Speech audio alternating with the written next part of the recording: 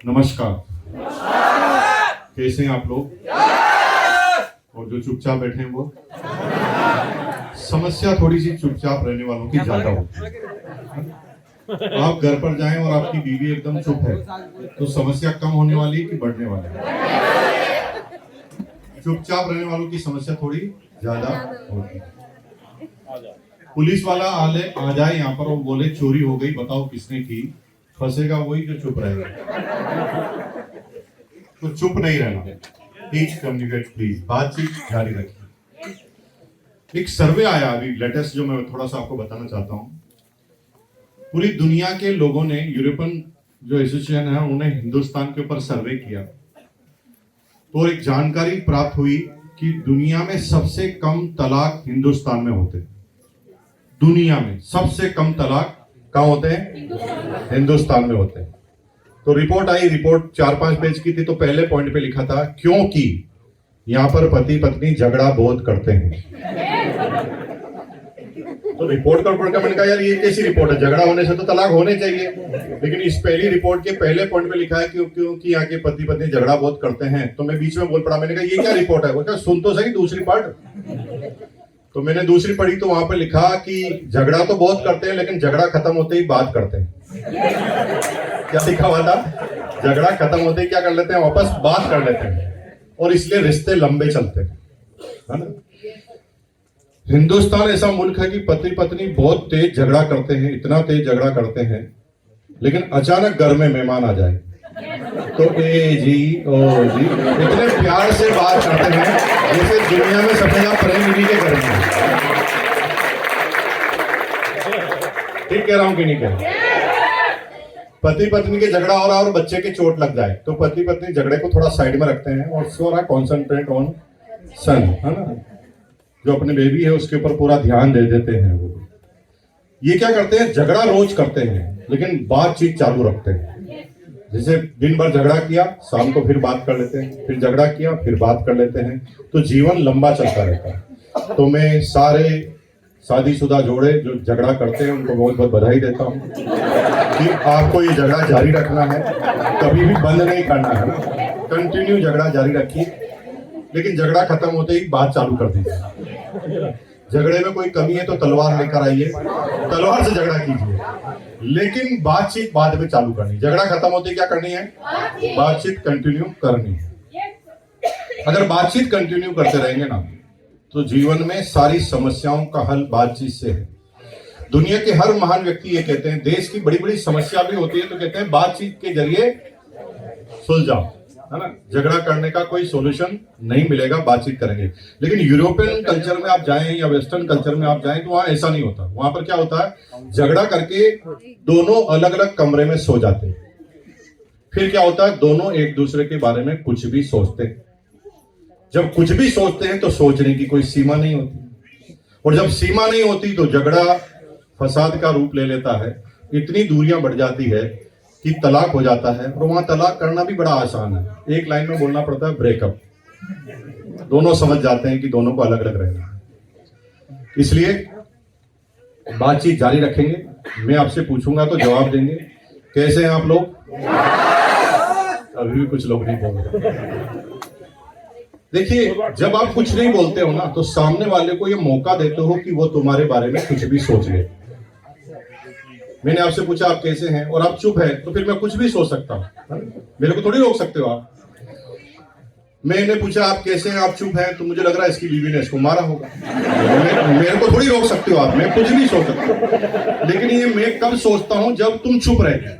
अगर जवाब दोगे तो फिर कुछ भी सोचूंगा नहीं। कैसे हैं आप लोग? भाई बहुत बहुत धन्यवाद।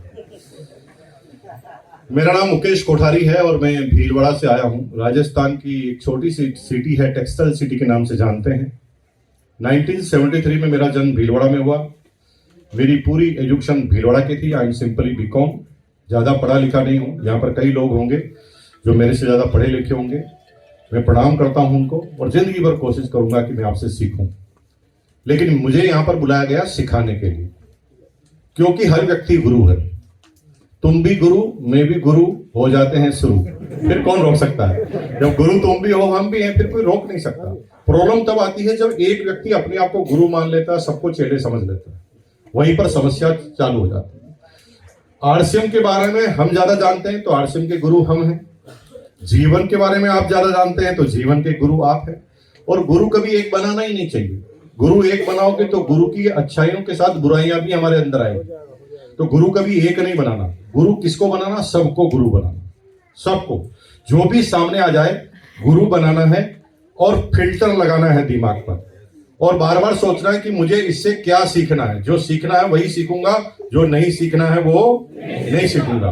तो मेरी अपलाइन ने हमेशा कहा है कि सीखना चाहो तो नाली में पड़ा हुआ शराबी भी सिखा देता है, इतनी नहीं पीनी चाहिए। तो हम तो शराबी को भी सैल्यूट करते हैं। मैंने कहा भैया डेमो पहले करके बता दिया तूने, नहीं तो मेरी हालत खराब हो जाती है। तो शराबी भी गुरु बन सकता है, बच्चा भी गुरु बन सकता है। परिस्थिति के हिसाब से हर व्यक्ति गुरु होता है। बस फर्क इतना है कि जैसे आप आईएएस अफसर हैं और आपको रोटी बनाना सीखना है तो हमारी बहन से ही सीखना पड़ेगा, वहां पर गुरु वो है। जीवन में दूसरी जगह गुरु आप हो सकते हैं। सभी गुरु मानिए और सभी अपने आप को स्टूडेंट मानिए, समस्या ही खत्म। ठीक है जी? तो आप भी गुरु हम भी गुरु, तो हो जाए शुरू। फिर कोई दिक्कत नहीं। अब कोई ईगो तो नहीं रहा ना आपका, यार ये मुकेश कोठारी मुझे क्या सिखाएगा? नहीं सिखा सकता भाई, मुझे अच्छी तरह पता है, तुम भी तो गुरु हो। थोड़ा बहुत मैं जानता हूँ, थोड़ा बहुत तुम जानते हो, नैया पार लगा देंगे ना। जब आगे आगे चलते जाएंगे नैया पार हो जाएगी। तो 1973 में जन्म के बाद अपनी इंटर एजुकेशन लेने के बाद एक प्राइवेट नौकरी से मैंने अपना इकोनॉमिकल करियर चालू किया था। और मेरी पहली सैलरी थी 750 रुपए, 750 रुपीज ओनली। 750 रुपए की नौकरी मुझे क्यों करनी पड़ी? क्योंकि पिताजी करोड़पति थे। यस,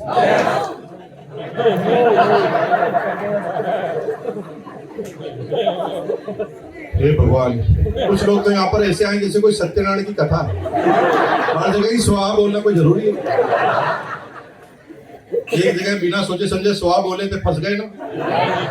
वो फेरे में बैठे थे ना, तो पंडित पता नहीं क्या गुड़गुड़ गुड़गुड़ स्वाहा, तो लाइन तो सुन ही नहीं रहे, स्वाहा ही कर रहे हैं, फंस गए। वो बिल्कुल क्लियर कट कह रहे थे भैया आप रोने वाले हो, लिखा स्वाहा।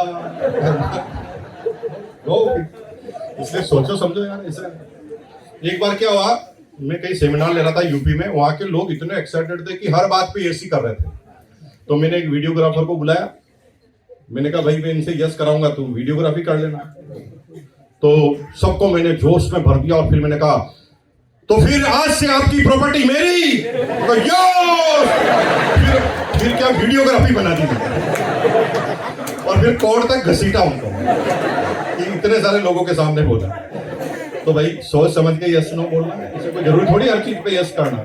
सोचो, दिमाग लगाओ, क्या बोल रहे हैं उसके आधार पर यस और नो करो। थोड़ा लेट कर दो, क्या फर्क पड़ता है? तो परिवार का मेरा इकोनॉमिकल बैकग्राउंड ज्यादा अच्छा नहीं था। मैं जब 9 साल का था तब मेरे पिताजी रिटायर्ड हो गए थे, डिफेंस के अंदर थे वो। फिटनेस साथ नहीं देती थी, वक्त से पहले उन्हें कंपलसरी रिटायरमेंट लेना पड़ा। मेरी एकदम छोटी सी क्यूट सी फैमिली थी, माँ बाप और आधा दर्जन बच्चे। हंस रहे हो यार, आपको हंसने की क्या मतलब, हर बात में क्यों हंसते हो आप? अच्छा हाँ ओके, अच्छा मैंने क्यूट बोला इसलिए, छोटी फैमिली को अब जाके समझ में आ रहा। छोटी फैमिली इसलिए बोला क्योंकि आज के जमाने के हिसाब से नहीं बोला। आज के जमाने में एक दो का हिसाब है। हिंदुस्तान के लोग अब तो जागे कि बच्चे कम पैदा करें। उससे पहले आजादी के बाद हमारे बुजुर्ग लोगों ने इतना गजब का काम किया कि साला बच्चे पैदा करने के अलावा कोई काम ही नहीं किया। और मजे की बात है, साला चाइना को पीछे कर दिया पूरा का। इतने बच्चे पैदा हो गए। तो आज के अभी तो अपन एक दो की बात करते हैं, लेकिन आज के 50 60 70 साल पहले ऐसे कोई गिन कर पैदा नहीं करता। हमारे पूरे मोहल्ले में सबसे छोटी फैमिली मेरी थी, पूरे मोहल्ले में सबसे छोटी। हमारे पड़ोस में लोढ़ा साहब थे, उनके 11 बच्चे। पूरी क्रिकेट की टीम घर पर ही थी, एम्पायर भी घर पर ही। तो उस समय सबसे छोटी फैमिली पूरी आई थिंक पूरे मोहल्ले में हमारी ही थी। माँ बाप संघर्ष कर रहे थे, उनके जीवन के पर्सनल सपने खत्म हो गए थे। बस वो किसी तरह चाहते थे, 250 रुपए पेंशन आती थी, माँ अचार पापड़ चटनी बनाकर घरों में बेचा करती थी। और वो सपना था कि किसी तरह सारे बच्चे पढ़ लिख जाए, और उनका फोकस था मेरे ऊपर। मैं सबसे छोटा था तो वो सोचते थे कि अंतिम जिम्मेदारी भी पूरी हो जाए, तो वो मेरे ऊपर ज्यादा एकाग्र होते थे। लेकिन पढ़ने लिखने में मेरी रुचि नहीं थी। बिल्कुल भी रुचि नहीं थी। फिर मैं बीकॉम हुआ, फिर मैंने नौकरी की, फिर मैं बिजनेस में आया, फिर आरसीएम बिजनेस में आया। आरसीएम में आने के बाद 23 साल मुझे बीत गए। 23 साल में हर कुछ जो जीवन में सोचा था वो सब कुछ किया। ये सारा क्या क्या मुझे मिला, मैंने अपने जीवन में क्या क्या किया, लेकिन ये किया कैसे, लेकिन किया क्यों, ये सारी बातें मैं अब आपके सामने बताने वाला हूं। और ये भी बता के जाऊंगा करना क्या, आप लोगों को करना क्या है। हम लोग लकीर के फकीर होते हैं, जो करना हो तो छोड़ देते हैं, केवल ऊपर ऊपर से डेकोरम कर लेते हैं। अंदर की चीजें आना जरूरी है और सारी बात करेंगे। लेकिन मैं अपनी बात करने से पहले मेरी डॉटर से आपको मिलाना चाहता हूँ। मेरी डॉटर, जिसका नाम है अंजलि कोठारी। क्यों मिलाना चाहता हूँ, उद्देश्य समझ लीजिए मेरा। आप में से सब लोग आरसीएम में उससे ज्यादा जानते हैं, क्योंकि उसने तो आरसीएम ज्वाइन किया अभी मार्च में। तो आप में से किसी भी व्यक्ति को आरसीएम नहीं सिखा सकती, क्योंकि आरसीएम में आपका नॉलेज उससे ज्यादा है। लेकिन आपने आरसीएम ज्यादा किया है, उसने आरसीएम देखा ज्यादा है, क्योंकि वो 24 साल की है और आरसीएम 23 साल का है। 23 साल से मुझे आरसीएम करते हुए देख रही है। जब वो 1 साल की थी, होश संभाला ना, तब से वो जानती है कि पापा कब उठते थे, कब जाते थे, लोग कैसे आते थे, वो कैसे रिएक्ट करते थे, पूरे दिन में क्या काम करते थे, स्कूटर पे कैसे दूड़ भाग करते थे, सर्दी गर्मी में क्या होता था, सफलता मिली तो क्या हुआ। ये इतनी बारीकी से वो सारी चीजें जानती थी। लेकिन कहते ना कि दिए तले अंधेरा, तो हम पूरी दुनिया को समझा रहे थे, लेकिन घर वाले नहीं समझ रहे थे। बच्चों को क्या समझ में आता वो हमें पता नहीं था। तो बच्चे आरसीएम से दूर होते जा रहे थे, इतने दूर हो गए कि उन्होंने इकोनॉमिकल क्राइसिस तो कभी देखी नहीं। पैसे की वैल्यू क्या होती है वो तो आप लोग जो अलग अलग स्टेट से यहाँ पर आकर बसे हैं वो जानते हैं, है ना। ये थोड़े से चंद पैसों के लिए आपको स्टेट छोड़ने पड़े, अपने घर बार को छोड़कर फरीदाबाद पे दिल्ली में आकर बसना पड़ा। तो पैसों की वैल्यू ये बच्चे जो अच्छे जगह पर पैदा हुए हैं उनको पता नहीं, क्योंकि जब वो 2 साल की थी तो ना, मेरा आरसीएम बिजनेस का 1 महीने का कमीशन 2,85,000 का था। 1 महीने का 2,85,000 का, जब वो 2 साल की थी। तो इकोनॉमिकल क्राइसिस क्या होता है उन्हें पता नहीं है। मेरी पूरी इंटायर एजुकेशन हुई है 5 रुपए सालाना फीस में। गवर्नमेंट स्कूल के अंदर 5 रुपए सालाना फीस लगती थी, उसमें मेरी एजुकेशन हुई। और जब वो 2nd, 3rd, 4th क्लास में पढ़ती थी तो उसकी फीस थी 7 लाख रुपए पर ईयर। अभी के हिसाब से बात करें, 2002 के बाद अभी के हिसाब से बात करें तो 25 लाख रुपए पर ईयर, इतनी फीस में वो स्कूलिंग की। बिट्स पिलानी के अंदर उसकी पूरी इंटायर एजुकेशन हुई बिल्डा इंटरनेशनल स्कूल के अंदर। 12th किया उसने, फिर अमेरिकन इंस्टीट्यूट से फैशन कम्युनिकेशन की डिग्री ली। एक होता है फैशन डिजाइनर, एक होता है फैशन कम्युनिकेशन। डिजाइनर मतलब कपड़े बनाना, कम्युनिकेशन मतलब कपड़े की मार्केटिंग करना। तो फैशन कम्युनिकेशन की डिग्री ली, फिर उसने जॉब चालू किया मुंबई में, पीआर का, पब्लिक रिलेशनशिप ऑफिसर का जॉब चालू किया, फिल्मी सेलिब्रिटी का।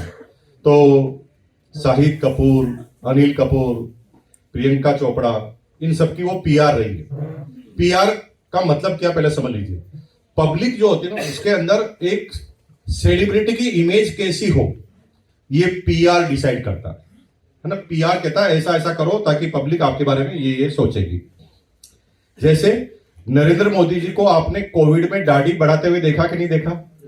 इतनी बड़ी दाढ़ी कर ली थी उन्होंने। ये उनका आइडिया नहीं था, वो उनके पीआर का आइडिया था।